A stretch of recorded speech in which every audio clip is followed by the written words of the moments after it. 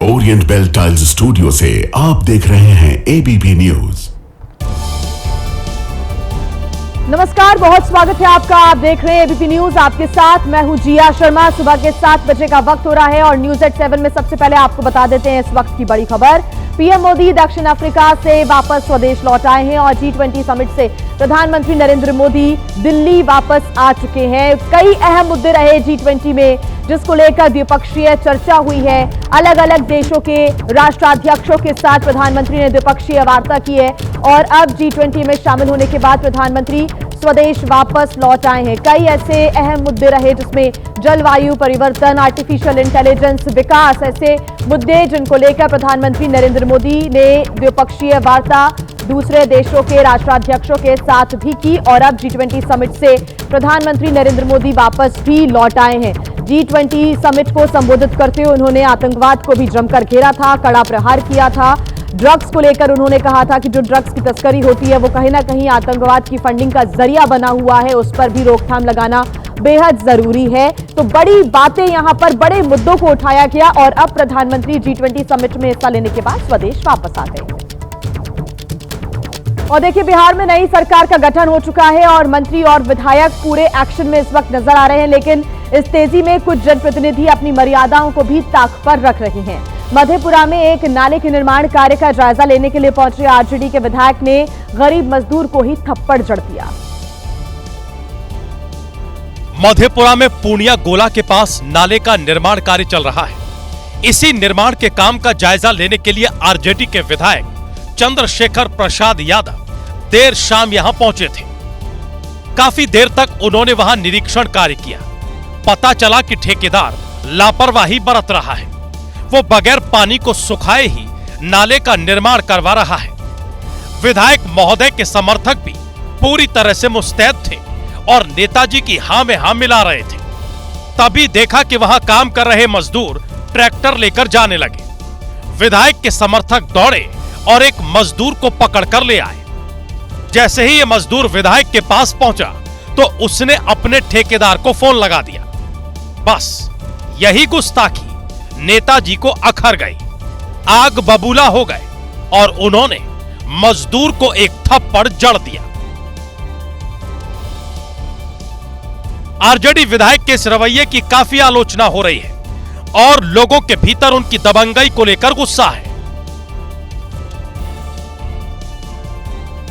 और आइए अब खबर आपको बता दें गुरुग्राम से, जहां पर एक युवक पर आधा दर्जन बदमाशों ने कुल्हाड़ी, लाठी, डंडों और पत्थरों से हमला कर दिया। बताया जा रहा है कि मामूली सी कहासुनी के बाद इस घटना को अंजाम दिया गया।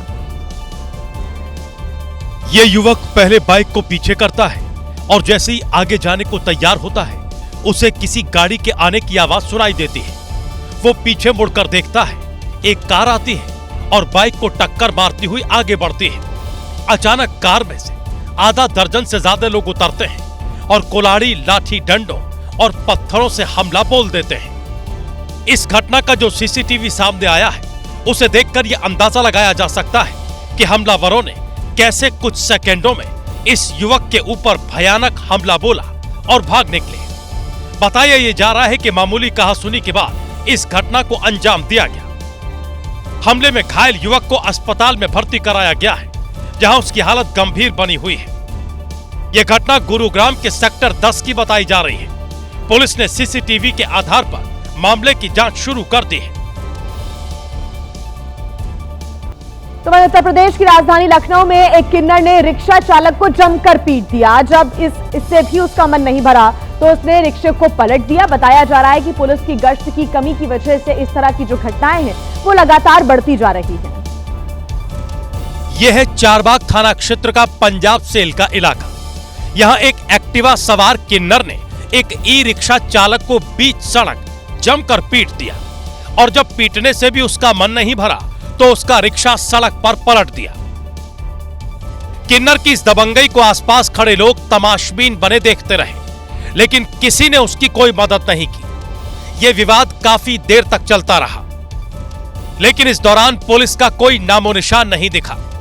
लोगों का कहना है कि चारबाग इलाके में पुलिस की गश्त ना के बराबर हो रही है, लिहाजा दबंगों के हौसले बुलंद हैं। और आइए अब खबर आपको हम दिखा दें लुधियाना से, जहां की एक 4 मंजिला दुकान में लगी आग पर काबू पा लिया गया है। आग इतनी ज्यादा भीषण यहां पर लगी हुई थी कि आसपास की दुकानों को भी काफी ज्यादा नुकसान पहुंचा है। यहां आशंका ये व्यक्त की जा रही है कि आग शॉर्ट सर्किट की वजह से लगी हुई है। रविवार होने की वजह से इलाके के दुकानदार अपनी दुकानें बंद कर शाम 5 बजे ही चले गए थे। आग लगने की जानकारी तब मिली जब बंद दुकान में आग तेज हो गई। कुछ देर में आग ने इतना भयानक रूप ले लिया कि ऐसा लगा मानो ज्वालामुखी से लावा निकल रहा हो। 4 मंजिला दुकान में बिजली से जुड़ा सामान रखा हुआ था। प्लास्टिक का सामान होने की वजह से आग बहुत तेजी से फैली और लाखों का सामान जलकर राख हो गया। आग लगने की वजह अभी साफ नहीं है। आग की लपटें इतनी तेज थी कि हर तरफ धुआं ही धुआं नजर आने लगा। बताया जा रहा है कि आसपास की दुकानों को भी नुकसान पहुंचा है। और वहीं देखिए, दिल्ली में नक्सली हिडमा के समर्थन में नारेबाजी हुई। दरअसल युवाओं का एक समूह इंडिया गेट पर प्रदूषण को लेकर प्रदर्शन कर रहा था और इसी दौरान ये नारेबाजी शुरू हो गई। पुलिसकर्मियों ने जब उन्हें हटाने की कोशिश की तो आरोप यह है कि पुलिसकर्मियों पर पेपर स्प्रे फेंका गया। युवाओं का एक समूह दिल्ली में बढ़ते प्रदूषण के खिलाफ इंडिया गेट पर प्रदर्शन करने के लिए पहुंचा था। पुलिस ने उन्हें रोका तो वो सड़क पर ही बैठ गए और नारेबाजी करने लगे।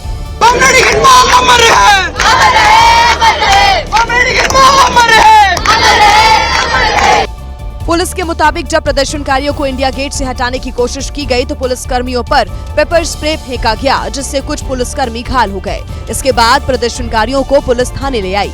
प्रदर्शन के दौरान नक्सली हिडमा से जुड़े नारे लगाने के सवाल का प्रदर्शन से जुड़े लोगों के पास कोई जवाब नहीं है। तो इस नारे के अगर कुछ लगाए हो नहीं लगाए हो तो that does not give you the right to, मतलब स्टूडेंट्स के साथ जिस तरह वायलेंस किया गया है, उनके कपड़े उतार के उन्हें घसीटे गए हैं, तो ये चीज़ बहुत ही बुरी तरीके से स्टूडेंट्स के साथ की गई है। प्रदर्शनकारियों का कहना है कि पुलिस पेपर स्प्रे फेंके जाने की बात कहकर नैरेटिव बनाने की कोशिश कर रही है, लेकिन इसका कोई आई विटनेस नहीं है कि पुलिस पे हमला किया है। इसको किसी ने भी नहीं देखा कि पुलिस पे हमला किया है, नहीं, ये सिर्फ पुलिस के बयान से पता चला है। पुलिस के मुताबिक प्रदर्शनकारियों को इजाजत लेकर जंतर मंतर पर प्रदर्शन करने के लिए कहा गया था। उन्हें बताया गया था कि इंडिया गेट प्रदर्शन करने की जगह नहीं है, लेकिन वो नहीं माने। बड़ी खबर आपको हम बता दें, महाराष्ट्र के सांगली में रफ्तार का कहर देखने को मिला है। कार से 4 से 5 गाड़ियों को कार ने टक्कर मार दी।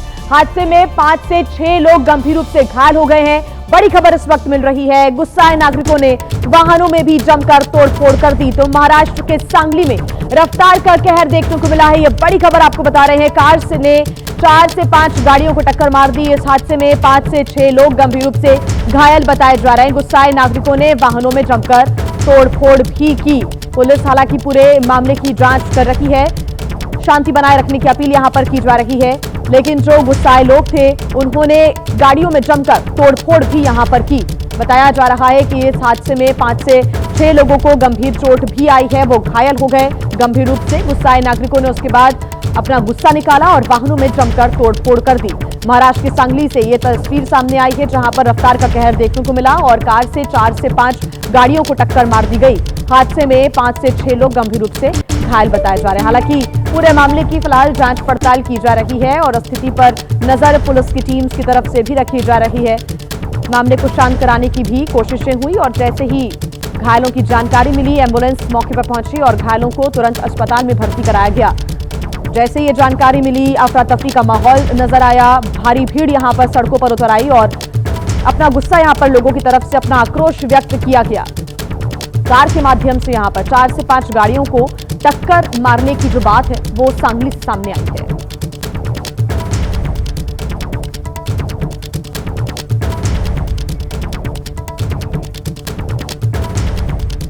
बड़ी खबर आ रही है, बीजेपी विधायक नंदकिशोर गुर्जर ने दिया है विवादित बयान। कहा है कि अगर कोई गाय को मारेगा तो उसको वहीं पर सजा देंगे, ये कहा है।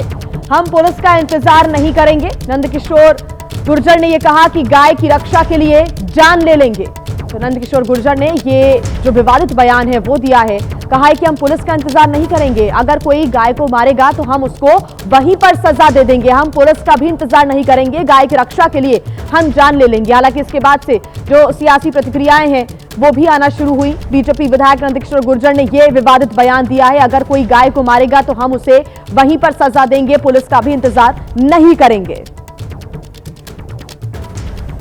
अभी एक मौलवी बोल रहा था कि मुसलमान गाय नहीं काटते और विधायक को नहीं बोलना चाहिए। हमने कहा हमारी माँ को, अब ये बताओ, आपकी माँ है, हमारी माँ है, हमारी बहन है, उसको कोई मारने जा रहा है, गर्दन काट रहा है, तो हम क्या ये कहेंगे पुलिस वालों को, भाई साहब थोड़ी देर मत काटो, मैं पुलिस को बुला रहा हूं, वो तो काट के चला जाएगा, हमें मार देगा। हमें क्या करना चाहिए बताइए, क्या करना चाहिए? मारना चाहिए कि नहीं? मारना चाहिए। जो संविधान ने अधिकार दिया है बाबा साहब ने सेल्फ डिफेंस का, तो कोई गाय तो सारे हिंदुओं की माँ है, हमारी अपनी माँ के लिए हम किसी को मार देंगे और गाय की को गर्दन काट रहा है और वो ऐसे करने जा रहा है, तो उसको छोड़ देना चाहिए क्या, अगर हम सच्चे भक्त सनातनी हैं? तो वहीं देखिए, उत्तर प्रदेश के शामली में 2 गाड़ियों पर सवार होकर युवकों ने जमकर उत्पात मचाया। इन्हें ना तो अपनी जान जाने का कोई डर था और ना ही कानून का कोई खौफ। अब इनका वीडियो सोशल मीडिया पर भी जमकर वायरल हो गया है। सड़क पर तेज रफ्तार, तेज आवाज में बजता म्यूजिक, गाड़ी की छत पर बैठे और ब्रेकर पर उछलती गाड़ियों के विंडो से बाहर लटकते युवक। ये तस्वीरें शामली के गुड़ मंडी के पास की हैं। सड़क पर खतरनाक ढंग से चलती गाड़ियों पर लटके इन युवकों को अपनी जान की परवाह तो है नहीं, साथ ही ये आम लोगों की जिंदगी से भी खिलवाड़ कर रहे हैं। इन युवकों को न तो कानून का डर है और न ही ट्रैफिक पुलिस का कोई खौफ। शामली की सड़कों पर युवकों के उत्पात की ये तस्वीरें सोशल मीडिया पर वायरल हो रही हैं। देखना यह है कि पुलिस क्या कार्रवाई करती है। और चलिए अब बात करते हैं जापान की। एक फैक्ट्री में आग की लपटें उठती हुई नजर आई तो उसके बाद अफरा तफरी का माहौल बन गया। आग गोदाम के एक बैग में लगी हुई थी जिसने जल्द ही बड़े इलाके को अपनी चपेट में ले लिया। फ्लेक्सिकल बैग में लगी आग इतनी तेजी से फैली कि किसी को कुछ करने का मौका नहीं मिला। बैग में इंडस्ट्रियल वेस्ट भरा हुआ था। जिस जगह आग लगी फैक्ट्री में उस जगह इंडस्ट्रियल वेस्ट से भरे कई बैग रखे थे। बैग से उठी चिंगारी में से आग लगी तो चंद मिनटों के बाद वहां रखे सारे बैग एक के बाद एक जलने लगे। जानकारी मिलते ही अग्निशमन विभाग का दल पहुंचा, लेकिन फायर फाइटर्स भी घंटों आग बुझाने की कोशिश करते रहे। फिलहाल आग लगने की वजह साफ नहीं हो पाई है।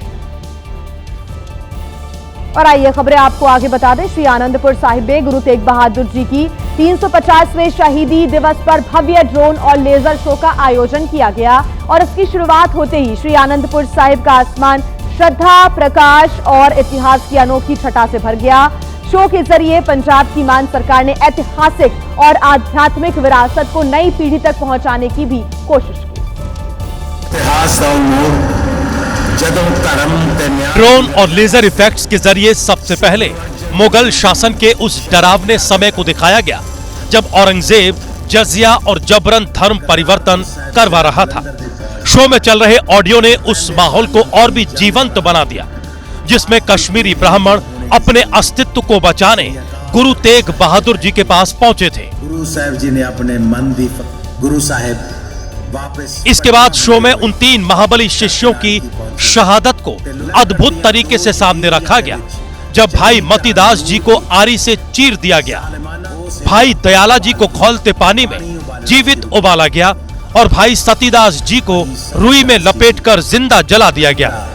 भाई मतीदास श्री गुरु तेग। शो का सबसे बड़ा और भावुक क्षण वो था जब गुरु तेग बहादुर जी की शहादत, उनका पवित्र शीश श्री आनंदपुर साहिब लाने और उनके अंतिम संस्कार को दिखाया गया। इस शो ने पंजाब की संस्कृति और गुरुओं की परंपरा को दुनिया के सामने बड़े ही सम्मान से पेश किया। और आइए तस्वीरें अब आपको दिखा देते हैं इंडोनेशिया की, जहां पर बाढ़ का कहर रुकने का नाम नहीं ले रहा है। इंडोनेशिया के दक्षिणी इलाके में हाल ही में हुई जो भारी बारिश है उसकी वजह से बाढ़ की चपेट में यह पूरा इलाका आ चुका है और सेंट्रल जावा में घरों में कई फीट तक पानी घुस गया। केबुमैन रीजेंसी के सुरोत्रुनन में सड़क पर सैलाब बह रहा है।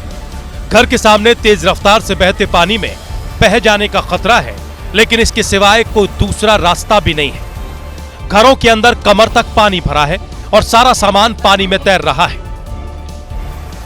नवंबर के आखिरी हिस्से में भारी बारिश से सेंट्रल जावा में लैंडस्लाइड का खतरा मंडरा रहा है। यहां के बड़े इलाके में रहने वाले लोग लगातार हो रही बरसात की वजह से जिंदगी पर मंडरा रहे खतरे से जूझ रहे हैं। हाल फिलहाल में हुई लैंडस्लाइड की घटनाओं में कई लोगों की जान जा चुकी है। लोकल डिजास्टर मैनेजमेंट टीम खराब मौसम को देखते हुए अलर्ट पर है। मौसम विभाग ने जावा इलाके में भारी बारिश की चेतावनी जारी की है। भारी बारिश की वजह से इलाके में बाढ़ और बड़े लैंडस्लाइड की आशंका बढ़ गई है। और इस बीच एक बड़ी खबर मिल रही है। हरियाणा के डीजीपी ओपी सिंह ने एक बड़ा बयान दिया है। कहा है कि गैंगस्टर जैसी लाइफस्टाइल को बढ़ावा देने वाले गायक अपराधी माने जाएं। ऐसे गायकों के खिलाफ कानूनी कार्रवाई की जानी चाहिए। ऐसे लोग शिक्षा और समाज के अनुशासन की धज्जियां उड़ा देते हैं। हिंसा का महिमा मंडन करने वालों के खिलाफ एक्शन किया जाना चाहिए। कथित तौर पर बंदूक संस्कृति को बढ़ावा देने वालों पर कार्रवाई होनी चाहिए। हरियाणा के डीजीपी की तरफ से यह बड़ी बात कही गई है। एक बड़ा बयान दिया गया है कि गैंगस्टर जैसी लाइफस्टाइल को बढ़ावा देने वाले जो गायक हैं वो अपराधी माने जाएं। ऐसे गायकों के खिलाफ कानूनी कार्रवाई की जानी चाहिए। ऐसे लोग शिक्षा और समाज के अनुशासन की धज्जियां उड़ाते हैं। हिंसा का महिमा मंडन करने वालों के खिलाफ एक्शन होना चाहिए। कथित तौर पर बंदूक संस्कृति को बढ़ावा देने वालों पर कार्रवाई होनी चाहिए। तो ये बड़ी बातें हरियाणा के डीजीपी ने कही हैं और कहा है कि जो गाने बनते हैं, जो सॉन्ग्स बनते हैं, एल्बम निकलते हैं, कई बार रैपर्स और सिंगर्स अपने गानों के जरिए गैंगस्टर लाइफस्टाइल को बढ़ावा देने की कोशिश करते हैं और अगर उनके गानों में इस प्रकार की बातें आती हैं तो उनके खिलाफ कार्रवाई होनी चाहिए। गैंगस्टर जैसी जीवन शैली दिखाने वालों पर, जो सिंगर्स हैं, उन पर भी कार्रवाई होनी चाहिए। कड़ा एक्शन लिया जाना चाहिए। डीजीपी ने इन बड़ी बातों का जिक्र किया है क्योंकि इस प्रकार के गानों से कहीं ना कहीं युवा भी इन्फ्लुएंस होते हैं। कथित तौर पर बंदूक संस्कृति यानी कि जो गन कल्चर को दिखाया जाता है कई बार गानों में, उसको बढ़ावा देने वालों पर भी होनी चाहिए सख्त कार्रवाई।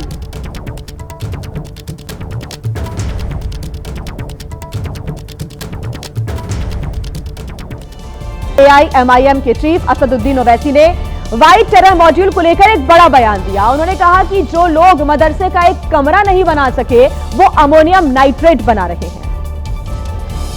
ओवैसी ने कहा कि मुसलमान देश से प्यार करता है, लेकिन इसका मतलब ये नहीं कि वो अपने धर्म से दूर हो जाए।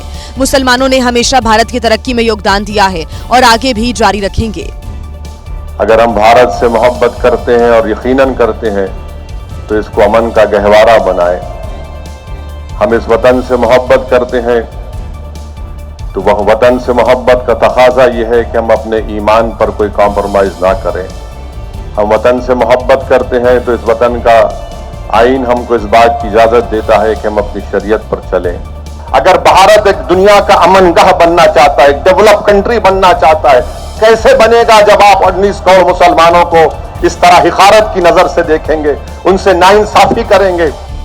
ओवैसी देश के साथ मुसलमानों की वफादारी के सवाल पर भी बोले। टेरर मॉड्यूल को लेकर मंच से उन्होंने कहा कि जो लोग मदरसे का एक कमरा नहीं बना सके वो अमोनियम नाइट्रेट बना रहे हैं।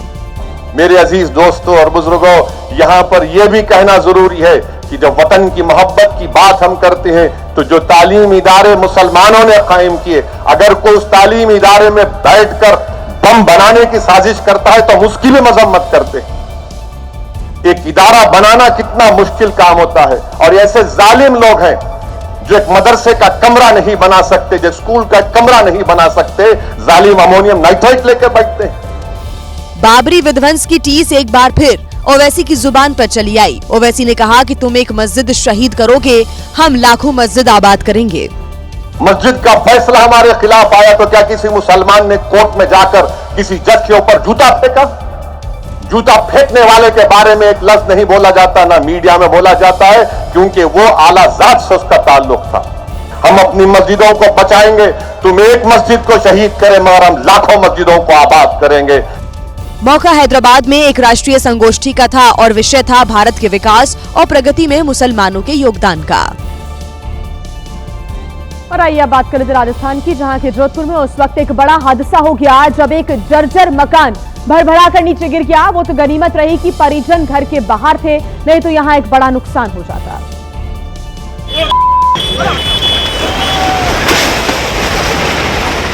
जैसे ही बिल्डिंग का एक बड़ा हिस्सा गिरा, इलाके में हड़कंप मच गया। अचानक मकान गिरने से पूरे बाजार में अफरा तफरी का माहौल बन गया। ये इलाका शहर के सबसे भीड़भाड़ वाले क्षेत्रों में से एक है। जैसे ही मकान गिरा, धूल का गुबार छा गया। परिवार के मुताबिक घर के सभी लोग शादी की शॉपिंग के लिए बाहर गए हुए थे, इसीलिए बड़ी जनहानि होने से रुक गई। मौके पर पहुंची पुलिस ने पूरे इलाके को सील करा दिया। मलबे को निकाला जा रहा है।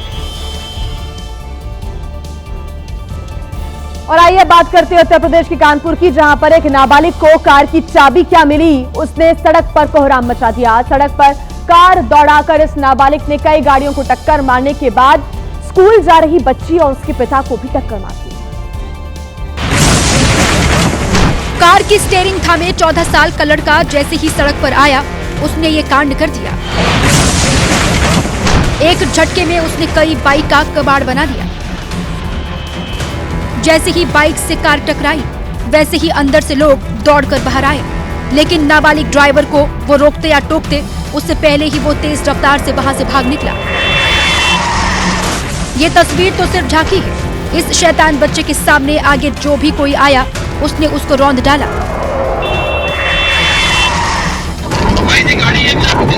ये कम से कम हमारे ऑफिस के बाहर 7-8 गाड़ियों को एक्सीडेंट करके मारती है। आगे लड़ते फिरते लोगों को चोट पहुंचाते, दूर एक दीवार में कार टकराकर जब रुकी तो उसकी हालत ऐसी थी। कार में लाल रंग से बड़ा बड़ा उत्तर प्रदेश सरकार लिखा दिखा। कार का ऐसा कोई शीशा नहीं बचा जो सही सलामत हो। इस दौरान बेकाबू कार ने न सिर्फ सामने आई गाड़ियों को टक्कर मारी, बल्कि पिता पुत्री को भी बुरी तरीके से रौंद दिया। स्कूल जा रहे थे, गाड़ी वाले ने मुझे टक्कर मारी। पुलिस ने किशोर और उसके दोस्त को हिरासत में ले लिया है। चलिए बात कर लेते हैं गुजरात की, जहां से एक ऐसी तस्वीर सामने आई जिसको देखकर आप भी चौंक जाएंगे। साबरकांठा जिले के हिम्मतनगर में घर पर खड़ा ट्रैक्टर खुद चलने लगा और मालिक को रौंद दिया। बिना ड्राइवर ट्रैक्टर की करतूत, सामने है सबूत। ट्रैक्टर गेट से ऐसे निकला मानो कोई ड्राइवर जानबूझकर ऐसा कर रहा हो। ध्यान से देखिए तो इस ट्रैक्टर में कोई ड्राइवर ही नहीं है। ट्रैक्टर का मालिक अपने गेट पर खड़ा था। अचानक धीमी रफ्तार में ट्रैक्टर आया, कुचला और सामने की दीवार से टकरा गया, जिसके बाद दर्द से कराहते व्यक्ति को बचाने के लिए लोग दौड़े। ये तस्वीर हर किसी को सीख देती है कि जब भी गाड़ी से उतरे तो हैंड ब्रेक का इस्तेमाल जरूर करें। और इस बीच एक बड़ी खबर मिल रही है। दिल्ली में ड्रग्स के खिलाफ एक बड़ी कार्रवाई की गई है। दिल्ली में 328 किलो ड्रग्स बरामद किया गया है, जिसकी कीमत 262 करोड़ रुपए बताई जा रही है। तो ये बड़ी जानकारी हम आपको बता दें, दिल्ली में बड़ी कार्रवाई की गई है। 328 किलो ड्रग्स दिल्ली में बरामद किया गया है, जिसकी कीमत 262 करोड़ रुपए बताई जा रही है। आपको बता दें कि दिल्ली पुलिस और एनसीबी की टीम ने ये संयुक्त कार्रवाई की है और उसमें एक बड़ी सफलता मिली है। और इस सफलता पर अमित शाह ने भी बधाई दी है एनसीबी की टीम और दिल्ली पुलिस की टीम को, और कहा है कि नशा मुक्ति अभियान की तरफ ये एक बहुत बड़ा कदम है। तो नशा मुक्ति अभियान के तहत ये बड़ा कदम बताया है अमित शाह ने, और जो कार्रवाई बड़ी की गई है इसको लेकर बधाई दी है दिल्ली पुलिस की टीम को और एनसीबी को। एक संयुक्त कार्रवाई यहां पर की गई थी जिसमें बड़ी मात्रा में ड्रग्स बरामद किया गया है। 328 किलो ड्रग्स की खेप बरामद की गई, जिसकी कीमत 262 करोड़ रुपए बताई जा रही है। साथ ही साथ बताया जा रहा है कि एक महिला समेत 2 तस्करों को भी गिरफ्तार किया गया है। साथ ही एक एप्लीकेशन का इस्तेमाल कर रहे थे, जिसके माध्यम से ये एक दूसरे के साथ संपर्क में भी थे।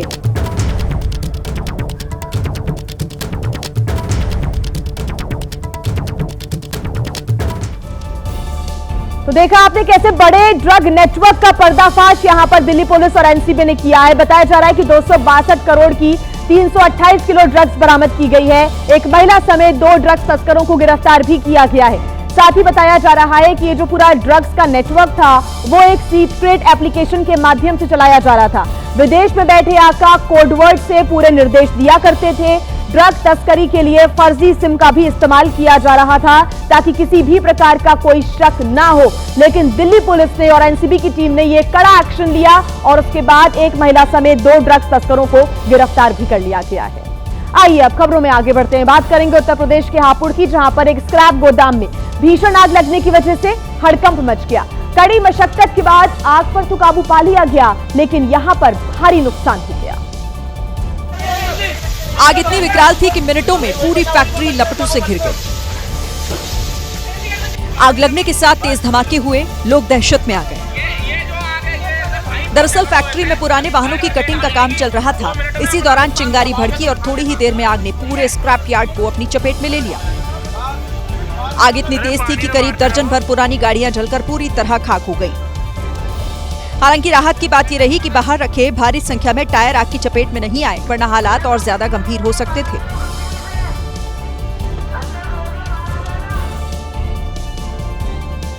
बात करते हैं अब आंध्र प्रदेश की, जहां के पलनाडु जिले में बायोडीजल पंप पर आग भड़कने की वजह से हड़कंप मच गया। आग इतनी ज्यादा भयानक यहां पर लगी हुई थी कि एक व्यक्ति की तो मौके पर ही जलकर मौत हो गई, जबकि एक व्यक्ति गंभीर रूप से घायल बताया जा रहा है। आग इतनी भयानक लगी कि देखते ही देखते पूरे पेट्रोल पंप को उसने अपनी चपेट में ले लिया। आग की लपटें और धुएं ने पूरे इलाके को घेर लिया। बताया जा रहा है कि बायोडीजल पंप अवैध रूप से चल रहा था, जिसमें 20 दिन से डीजल नहीं था।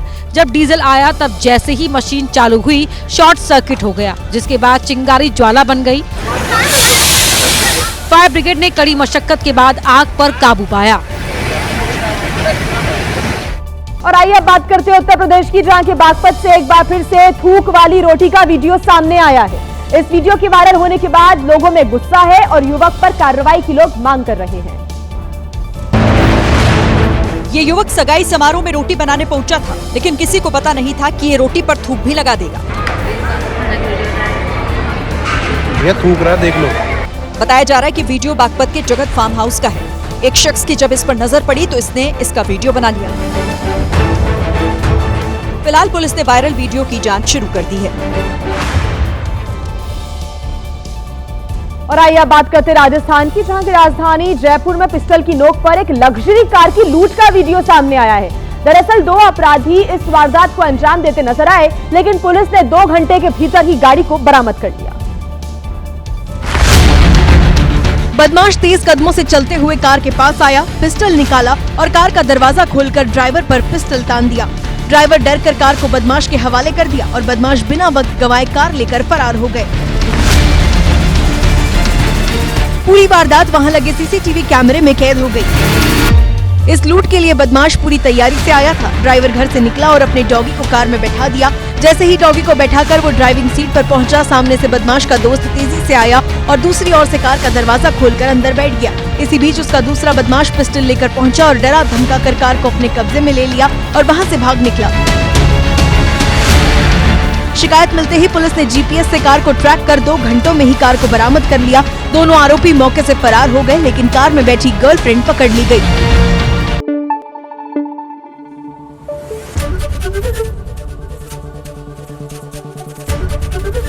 एबीपी न्यूज आपको रखे आगे।